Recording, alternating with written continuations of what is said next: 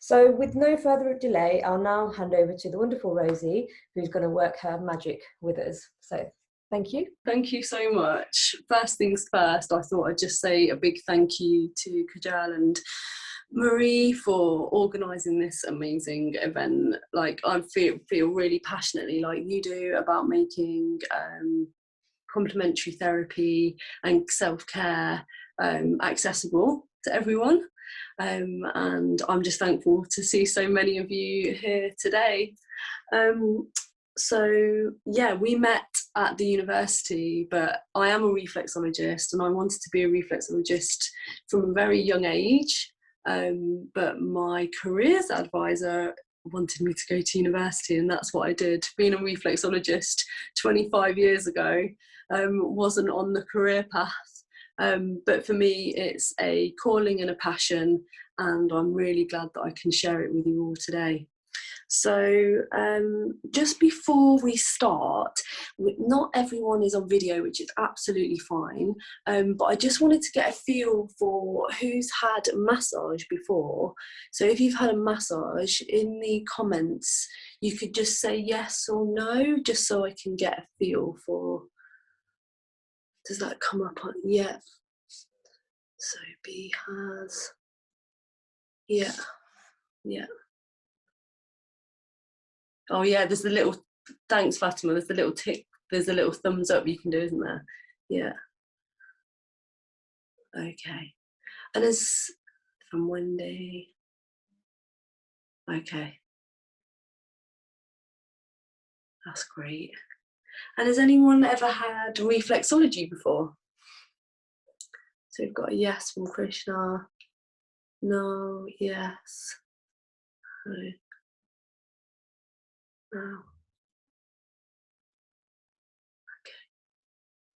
So we've got a mix there in terms of yes and no's for reflexology. So just, you have as well. Okay, that's great. So some of you know what to expect then from reflexology today, but I thought it would be worth sharing that similarly to massage, reflexology uses different hand techniques and pressures, and it is used to manipulate our skin essentially. But with massage, it's looking to cause lymphatic drainage or release the muscles, whereas reflexology is about engaging our nervous system, our central nervous system, and bringing about balance there. And it's got its roots in lots of ancient medical modalities, Ayurveda, traditional Chinese medicine, ancient Egyptian medicine, and it was first founded through real observation. So for those of you who don't know, reflexology works on the principle that our entire body is mapped onto our hands, feet, face and ears. These are glabrous areas of our skin, so non-hairy areas of our skin, where we've got thousands and thousands of mechanoreceptors, so nerve endings, and every part of our body is mapped on. So for example, our brain or our head is the tips of our thumbs and our big toes, and it works on the principle that by manipulating that area you can bring about a reaction or a balance in the nervous system in that area in the head. So sometimes if you suffer from headaches or migraine, it would be really interesting for you to observe your big toes and see whether you get a tendency to be dry there, because that's often an indication of headaches when it comes to using reflexology as an observatory tool. So the majority of people discover reflexology with a presenting condition. So today we're here to talk about reflexology and how it can help with sleep. And it is really powerful in those moments. And it's also really powerful in maintaining our health. and consistent use of reflexology, whether it's self-practice or someone in your household gives you a hand massage or a foot massage every now and again, it's really good for your health and well-being. So for those of you who've tried reflexology before, I imagine you might have felt quite sleepy afterwards, or a sense of real calm, and that's a natural sign that your parasympathetic nervous system is being engaged. Breathing slows down, heart rate reduces, blood pressure reduces, and a general sense of calm is induced. Okay, so that's what we're trying to do today. We're trying to engage our parasympathetic nervous system. Marie's already mentioned that we need a balm and a towel today. And the first part of our session is going to be a hand reflexology session. So I'll guide you through some hand reflexology, and then we'll move on to the feet. I have to do some contraindications just before we start. So if anyone has an unstable heart condition, so a heart condition that's not controlled, or is currently experiencing thrombosis, phlebitis, or gangrene, it's not advisable for you to practice reflexology on yourselves. For anyone in the group that is pregnant, you don't have to share this with the group, but I will highlight when we're working over areas that you might need to go lightly on. Okay, so if we begin, now we can get started into the good stuff. So if you can take a little bit of balm, oil, or moisturiser, and I just want you to intuitively and gently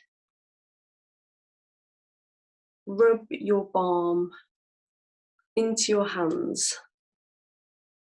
There's something incredibly intuitive about reflexology in terms of letting yourself go where you intuitively want to go. Now, when we're rubbing our balm in, we can use this as a chance to observe our hands. I don't know when the last time was that you had a good look down and felt the texture, the temperature, the colour of your hands. It can be indicative of how you're feeling.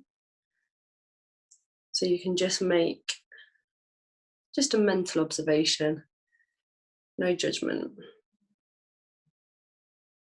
That's great. Now to warm up, we're just gonna introduce some gentle wrist rolls. Our wrists are busy throughout the day and can sometimes get sore towards the end of the evening. So if you're doing this in the evening, let them tumble. And you might have done this, anyone who's done yoga, you might have done this at the start of a yoga class where you just shake things out. So you can just shake your wrists and let them be all floppy. The floppier they can be, the better. That's great. Just get the energy moving. Now, it doesn't matter which hand you choose to work on first, just remember which one you've worked on. So taking the hand that you're going to work on, just want you to form a circle with your thumb and index finger of the other hand and methodically rotate firmly around the wrist. Okay.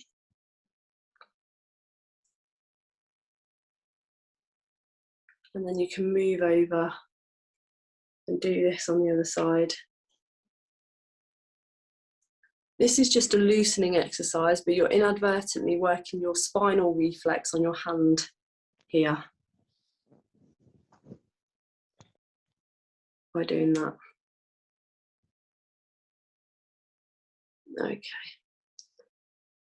And now we can move on to introducing some finger pulls. Now, cupping all of your fingers around your little finger and gently and methodically, with a firm grip, sliding all the way to the top and release. Twice on each finger. Just like any other part of the body, our fingers benefit from being stretched.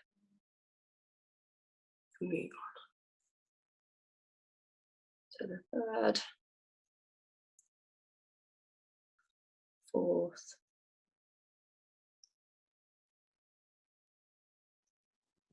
and once you've done your thumb on one hand, you can move across and do the finger pulls on the other. Similarly to the spine, we're inadvertently working our neck and brain reflexes by working up our fingers.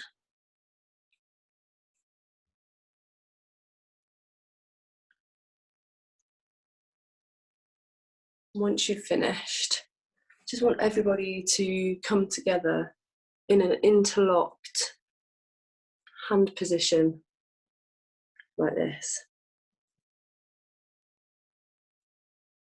You bring that to the centre of your chest. We're just going to start off with some breath work. Now, this is really helpful to do in the evening before you go to sleep, particularly if you've had a busy or exciting day. Now, as we inhale, we're going to flex our palms, and as we exhale, we're going to close them. So I'll guide us through that. So inhale. And exhale.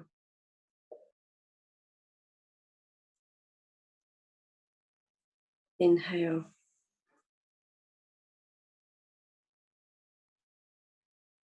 Exhale.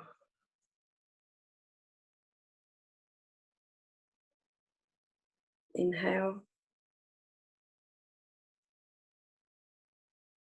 Exhale.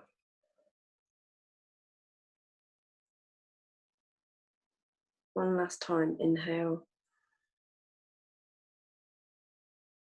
And the longest exhale you've done all day.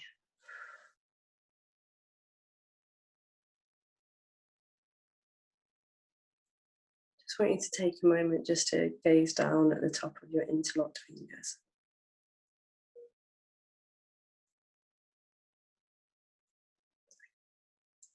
So it's your choice now. You get to choose which hand you work on first. Okay, so I'm going to show you how to locate your solar plexus reflex, which is your energy center. Now, taking your middle finger, you trace down your other middle finger into the top third of your palm, right in the middle, and you can swap to your thumb and ever so gently begin to rotate. Now, the slower you go, we work on the principle that the slower you go, the more calming the move, the more vigorous, the more likely you are to induce energy. So if you wake up in the morning and you're feeling sluggish, working on your solar plexus here, right in the middle of your palm, very, very quickly, can help to bring about energy.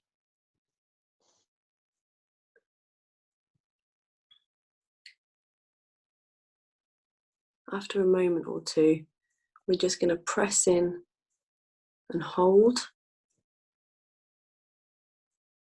And then we're going to spiral all the way out to the edge of our palm until we get to the fleshy part right beneath our thumb. Now this fleshy part is actually our heart reflex, but today we're looking for our adrenal gland, okay? And to find that, you go to the V between your thumb and your index finger, so here, and you go down ever so slightly until you find a dip, and that's your adrenal reflex. And similarly to your solar plexus, you want to introduce a gentle, methodical rotation. If we've been on high alert in the day, whether we've been excited, anxious, just busy, our adrenals do a lot of work for us,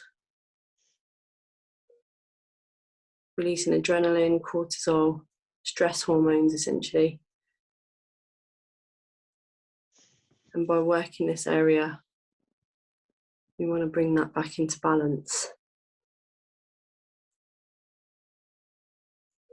When you're ready, you can introduce a deep hold.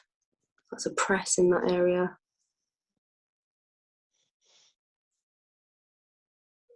And then we're going to work our way back up to that top third line, the line that your solar plexus sits on. And using our thumb, we're going to methodically thumb walk the entire line. You can gaze down as you do this. And back again. So once you've gone one way, you work the other.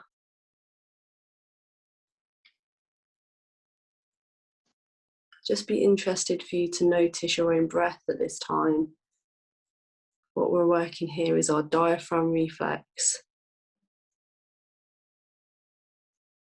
Before we go to sleep, we want our diaphragm to sit as low as possible in the chest,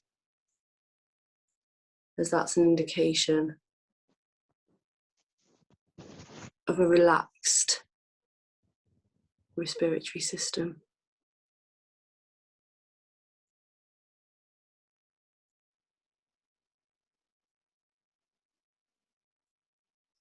Okay. Now when you're ready, you can swap hands. And this time, because we've been working the diaphragm on one hand, we're going to start on our other hand with the diaphragm. There we go. You might feel some crunchiness, tingling, or tenderness. And if you do, that's completely normal. It's just an indication that this reflex on you is responsive or needs some attention. So you often find if you have a tender or responsive diaphragm reflex, that practicing some breath work, or if you practice yoga pranayama, would be really helpful in the day. Now, because you will know where your solar plexus reflex is now, you can find your way to your solar plexus in the middle of your diaphragm, and you can rotate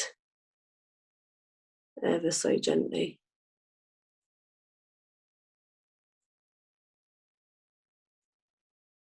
I often get people come in to see me who are expecting an incredibly vigorous foot reflexology session, and it sounds counterintuitive sometimes, but the lighter you go on your reflexes, sometimes the more profound the impact. Yeah, the lighter you go, the more gentle you are with yourself, the greater the impact. Just as we did on the other hand, we can spiral out until we arrive at our fleshy heart reflex and we locate our adrenals.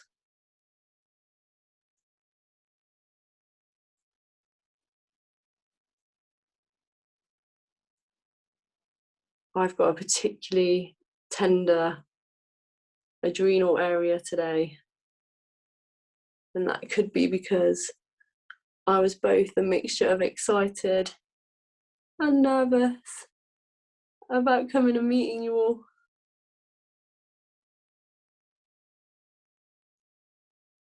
Okay, so if you keep rotating over your adrenals for a second,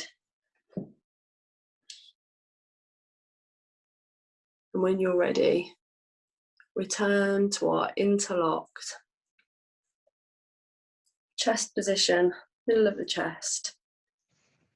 And we're just going to finish off with some breath work that we started with. So as we inhale, we're going to flex.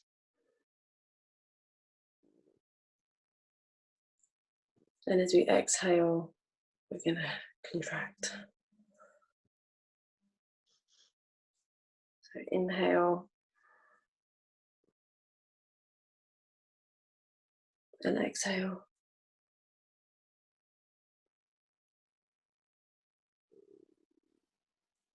And inhale.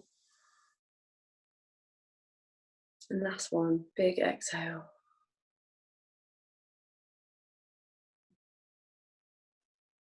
Now, just as our final move, you get a chance to choose whether your solar plexus or your adrenal is your go-to reflex today. So you might want to choose your adrenal if you want to feel exceptionally calm, or you might want to feel your solar plexus if you want to balance your energy. Either way. So I'm going to choose my adrenal. You can choose your solar plexus. And you just finish off by pressing the reflex. Those of you who have chosen your solar plexus, you would press like this. And when you're ready, just do a deep, deep hold.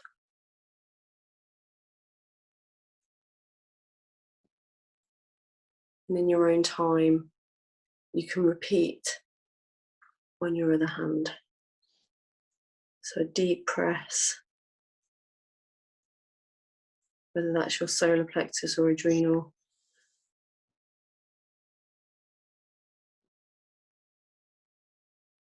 And a deep hold.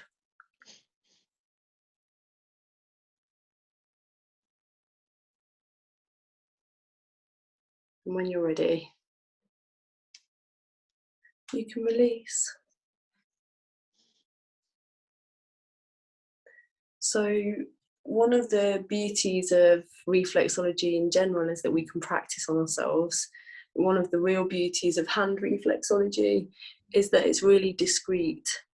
So in moments where you might feel slightly stressed, you can introduce any of those moves without anyone even realizing it. And you might even notice that you do it intuitively anyway. Sometimes if I'm sat in a big meeting, I might even find myself just rubbing my hand in this way. It's our body guiding ourselves to where we need to be at that moment in time. So if anyone has any questions about hand reflexology, you can ask them now. Anyone needs to nip to the toilet, just let us know. Otherwise, we're about to move on to our foot sequence.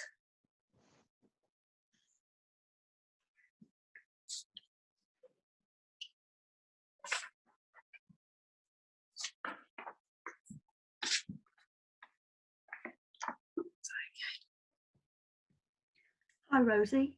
Hi, Leslie. Hello. I just wonder if you could comment, the bit that was sensitive on my hand was not the bit, so much the bits you mentioned, although both hands were really different, that was one thing. Yeah. Was the bit down the side, if you go down the side of the little finger, Here. down, yeah, and down the palm on that very side.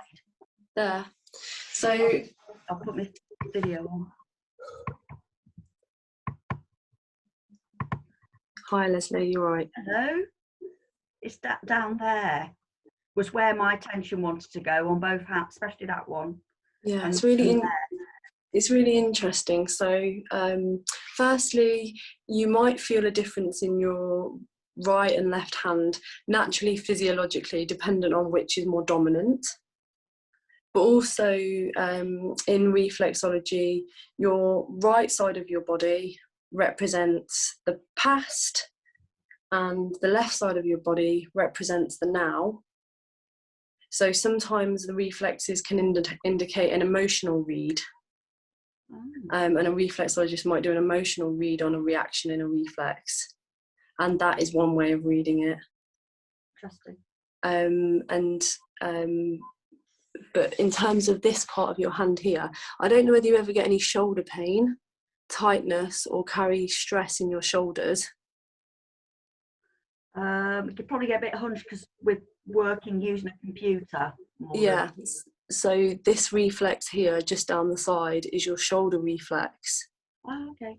And then as you work down, you're working towards your hip area. Yeah. Your sacrum, lumbar, thoracic, and then cervical spine. So any spine ache or tenderness would be reflected in these areas. And it's even more pronounced on the feet when I show you the feet later. But it'd be interesting for you to check in on your feet reflexes and see whether it's a similar sensation. That's brilliant, thank you. Yeah. Helpful. No worries. Was there a question? Sorry, did I see a question pop up around the thumb? Or the tip? Yes, you have a few questions. So Kajal is asking, is it normal for the thumb to feel sore?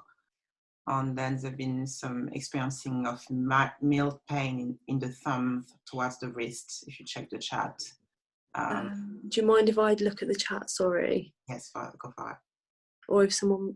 I was experiencing mild pain in my thumbs towards the wrist. Yeah. Should the pressure be on the front palm of the hands long? Okay. So your thumb is a really, just like your big toe, is a really important reflex. It's where your head and your brain reflex sits. And as you go down, you're going into your throat and your neck and then into the cervical spine. And so it's about asking yourself the question, do you ever get any neck pain or tightness in the neck, jaw? Do you find you hold any stress in the jaw? Or do you get any headaches or like a dullness in the head?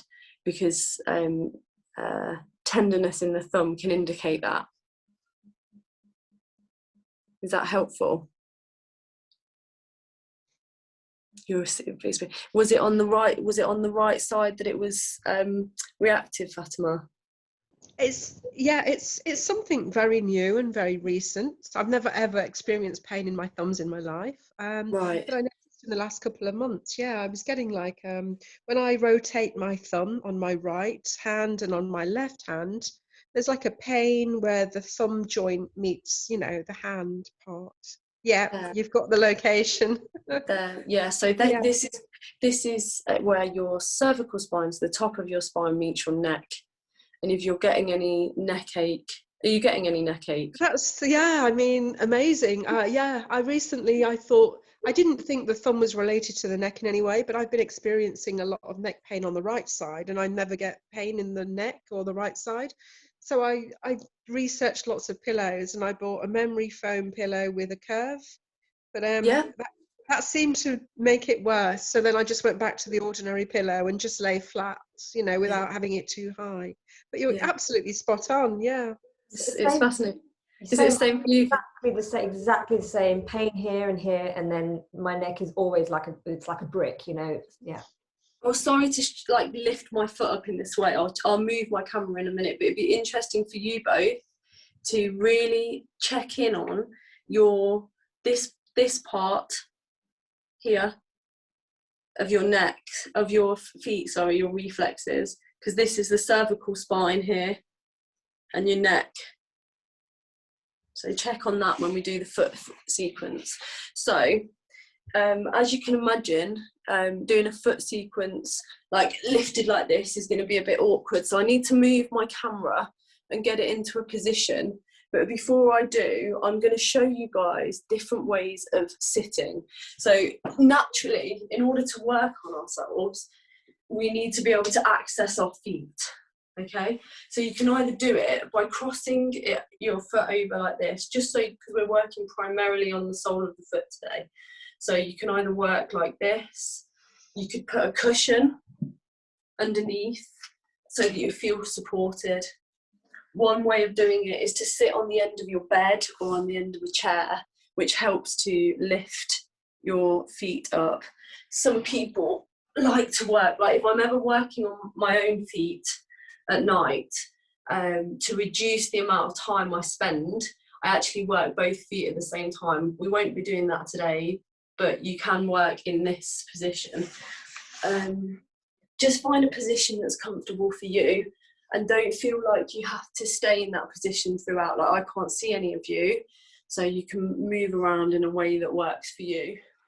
Just a quick question I need to acknowledge. Yeah. Catherine question in a chat. She's asking, should the pressure all be on the front palm of the hands, not any pressure on the back? Okay, so do you mean should the pressure be only at the front? Yeah, so today the reflexes I showed you, the diaphragm, the solar plexus and the adrenal, they're all on the fleshy part of your palms. So yeah, all the pressure should be there. But on the top side of our hands are different reflexes. For example, lymphatic drainage between the bones in our between the bones in our fingers here, on the top of our palms essentially. So there's different reflexes there, yeah, but for the purpose of today it was about manipulation on the palm, and that's where most of the pressure should be. Thank you. That's okay. So let me just see if I can get this into a better position.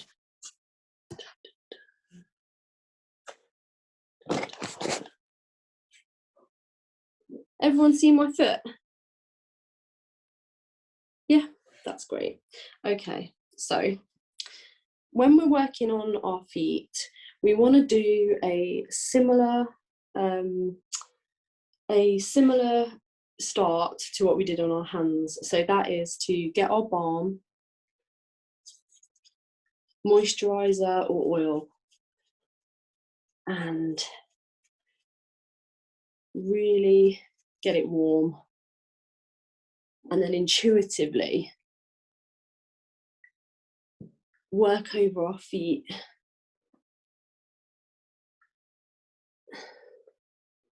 in a way that feels right for us. Now, working along the same principles, the slower you go, the more likely you are to induce calm, relaxation, and the faster and more vigorous the movement, the more energizing it will be. Good question, Rob. So when you're being treated by another person, a reflexologist would tend to start on your right foot, i.e. the foot that represents your history, and then move over onto the left, i.e. the foot that represents your now. But today, and when we're self-practice, we can work whichever way works for us. So for example, today, for the purpose of this, I'm showing you my left foot to start with. Hi Umi, how are you? Yeah, I'm fine. What a coincidence. Oh wow! I'm so glad you're here. Yeah, it's lovely to participate. Thank you. Oh, that's amazing. We've been talking about reflexology. Sorry everyone, Umi and I have just started working together for a charity called VSO. So I'm so glad you're here. Yeah, so we work intuitively over our feet in this way. And then in the same way, you take a look at your feet. So one of the things that I often recommend to people is if they go on holiday or they have a staycation or some time off work, they, on the first day, they observe their feet. So what's the texture, colour, temperature of their feet? And then they do the same exercise on the last day of their holiday. And more often than not, you'll see a big difference in the look, feel of the feet. The feet look and feel more relaxed. So I encourage you guys to do that if you ever feel the inclination. So just to get started, we just need to wiggle our feet and just give our ankles some rotations. You can point them forwards and back. You can wiggle your toes. So just give your feet some flexing. And then taking your hands and clamping them around your feet like this, you can twist around the inner edge of your feet. This is a loosening exercise, but we're inadvertently working our spine here. That's great. So here, from the tip of our toe all the way to the edge here is our spine. And this twist is just waking that up. Some people might feel some clicks in this area. Okay. I'm going to show you a move here called breaking the chocolate. Okay, you're going to work from the top of your foot all the way down to the bottom. It's easier to do it when you're looking up at yourself, but I'll show you on camera. You get your two thumbs like this. You press in and out, in and out, in and out, in and out, all the way down to the bottom, as if you're breaking a bar of chocolate.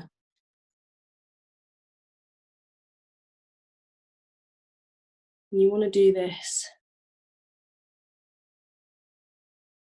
at least 3 times.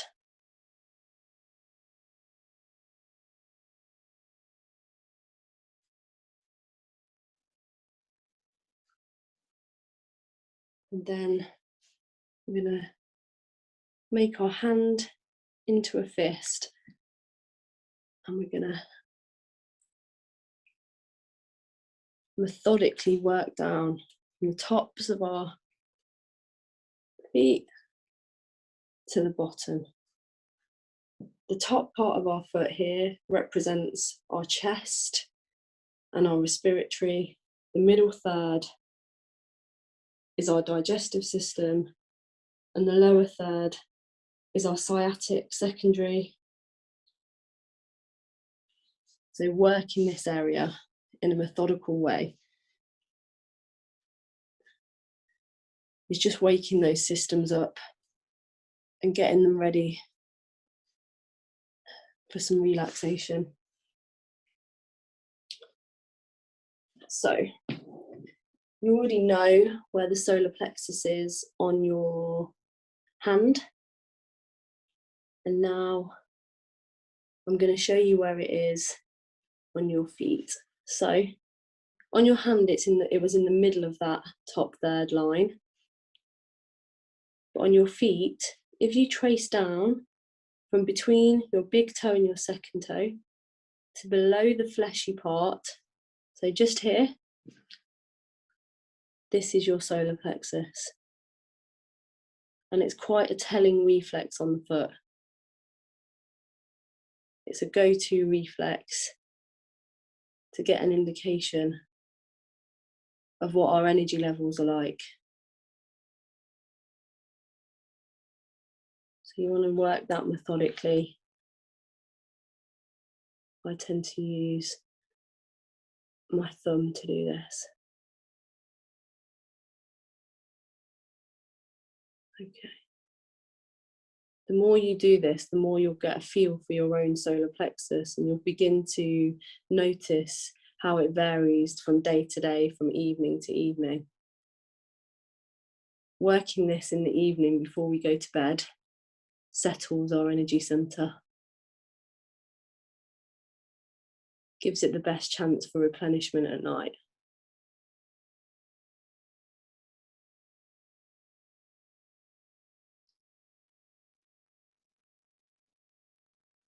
As we have been working along the diaphragm line, we can then work across all the way to the edge and back again. We're working our diaphragm here. Anyone who had a tender diaphragm on their hands, check in on your diaphragm on your feet. See whether it correlates. And you want to do that a minimum of 3 times. Now, I showed you on the hand where the heart reflex is. So it's the fleshy part beneath your thumb, and it corresponds the same on your feet. So the fleshy part beneath your big toe is your heart reflex. Your physiological heart and your emotional heart center. So you can work this in a way that feels intuitive for you. So you can use all of your fingers to rotate. You can use your thumb to work deeply into the reflex.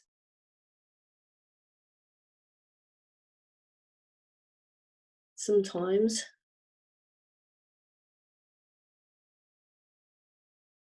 if your emotions are feeling tender, you can take your finger and work ever so gently around the parameter of your heart reflex, which is like a protective move, actually.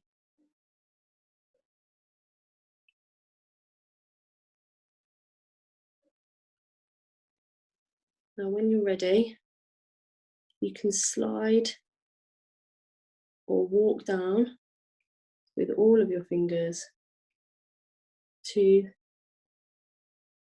this area beneath your little toe. Okay, the fleshy area beneath your little toe. And for anyone that felt any tenderness around the area beneath their little finger, check in here. This is your shoulder reflex, and you want to work this with a methodical, slow thumb walk up and across.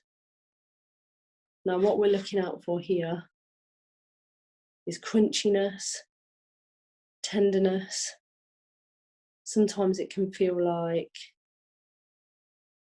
sandpaper or like there's little crystals in that area. Maybe even bubble wrap. Yeah. Kind of feels like you might feel like they're little knots that you might get in your shoulders when you have a massage. If you do feel that, this is your shoulder reflex. Okay, now when you're ready, we're going to work over from this shoulder reflex all the way round, just underneath our toes to our neck. Okay, and you can do this in a number of ways. You can do this by pressing in with your fingers, or you can use your thumb and work along. whichever way works for you.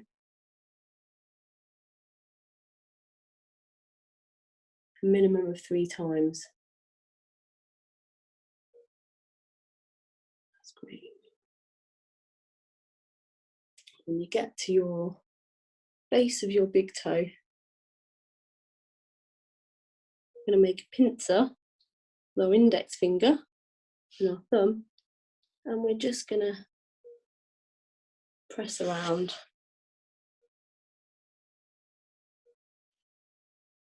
the top. In that way.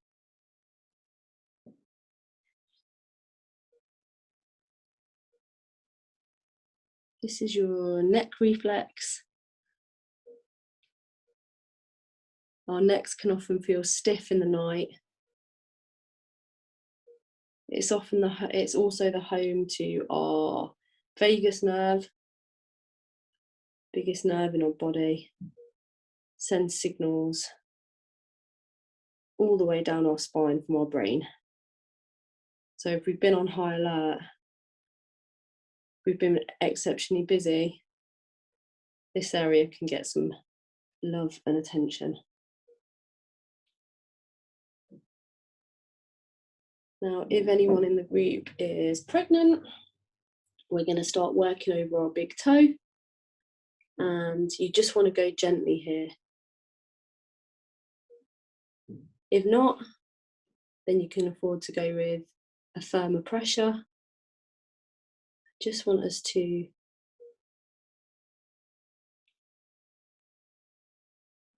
work over our entire base of our toe, so the entire fleshy part of our big toe.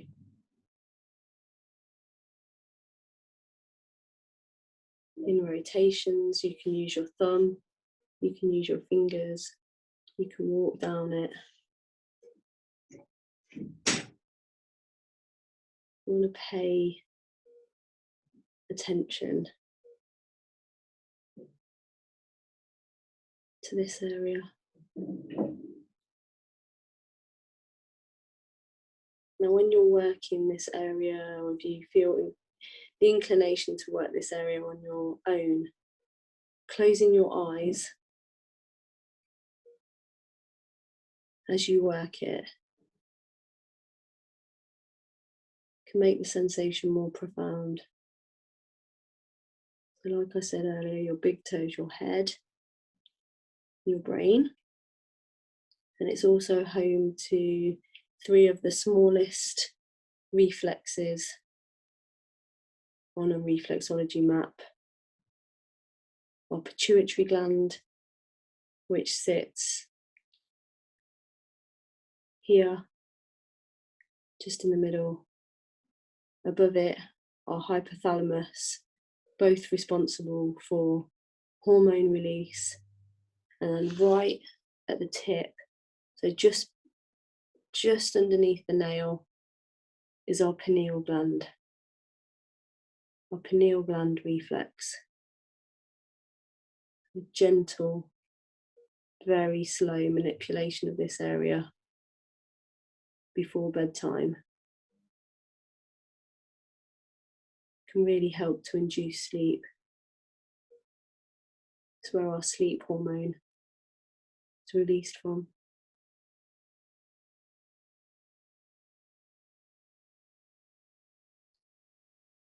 Now, when you're ready, you can walk, slide down, say hello to your solar plexus, and now I'm going to show you how to find your adrenal in your feet. So if our solar plexus is here, then our adrenal reflex is about maybe like your finger width down from it. In the dip, you'll feel a dip. As soon as you feel a dip, that's your adrenal reflex. And just as mine was on my hand, on my foot, it's incredibly crunchy.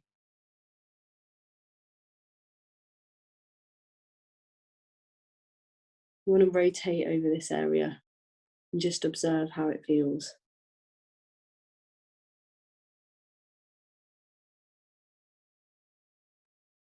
And you can imagine if you're working your own reflexes in the evening, if you were working this area on both your left and your right foot at the same time, you can imagine how soothing that could be.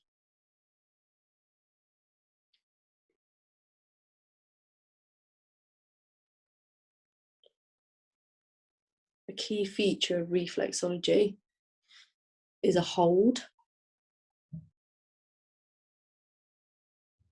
Where you hold all of your brain reflexes, so the tips of your toes, in kind of like a hug.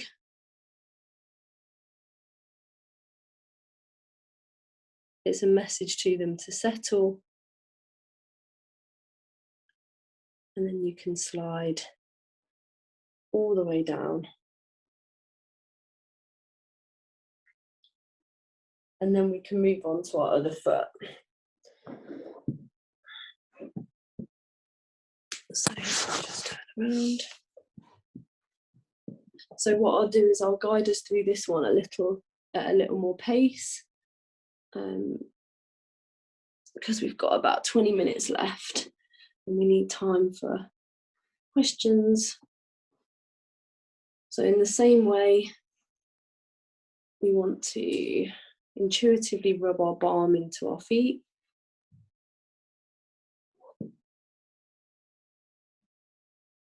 We want to notice how they look and feel. And we want to give them a wiggle, a wave.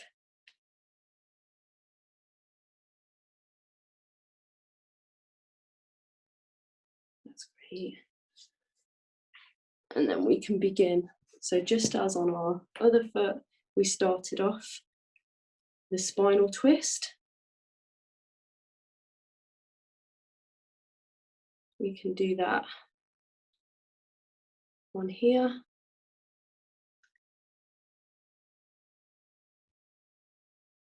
Noticing if we feel any clicks and what part of the foot we feel that in. If we feel it at the top, that would be our cervical spine, mid, thoracic, and all you need to do is check in whether that correlates with your actual back. Then we're going to do our breaking the chocolate. From top to bottom. Minimum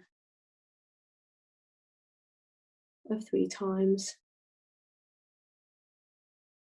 Then taking our fist. Just going to say hello to our respiratory system, our digestive system, and our secondary sciatic at the bottom. Again, just like you're kneading some dough. A minimum of 3 times.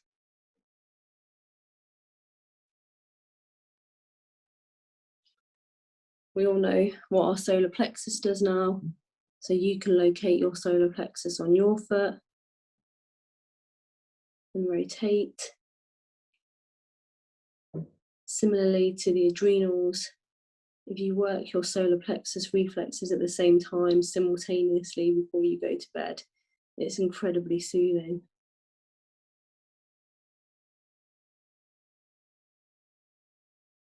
And as we're sat on the same line as the diaphragm, we can introduce the diaphragm walk to settle our breathing.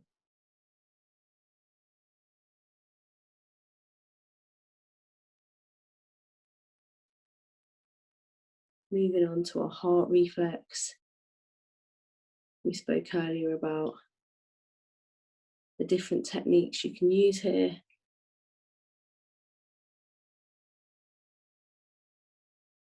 A thumb walk, thumb rotation, all of our fingers, or a gentle walk all the way around the outside.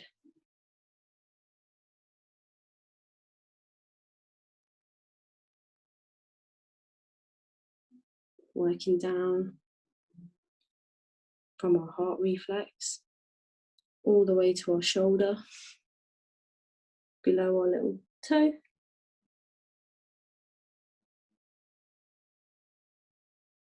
And working that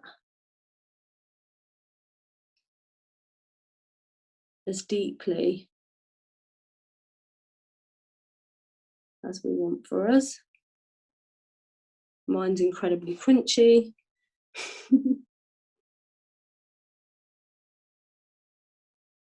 But relaxing the musculoskeletal system before bedtime is really helpful. And when you're ready, you can work across from your shoulder to your neck with any technique that works for you. So using all of your fingers, using your thumb.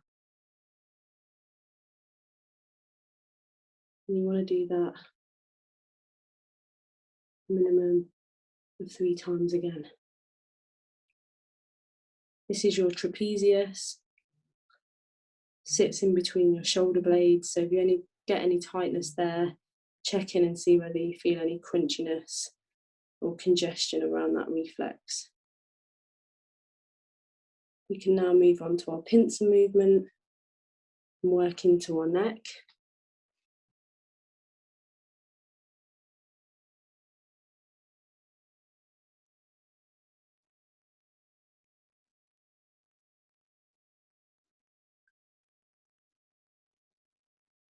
And again, probably one of the most important reflexes when it comes to sleep,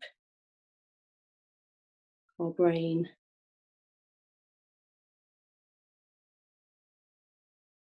You can start to rotate or walk. I've already mentioned how important a hold is in reflexology. You can hold an entire area, or you can hold a reflex in and of itself. Here I'm just showing you how to hold your brain reflex. Before you leave your brain, you always want to settle your pineal gland.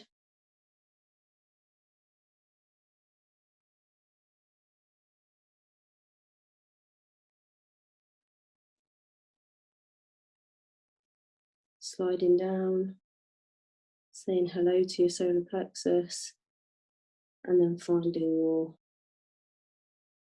adrenal.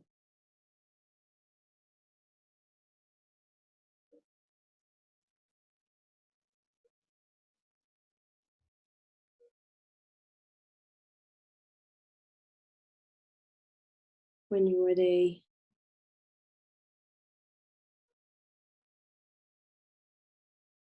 completing a full foot hold.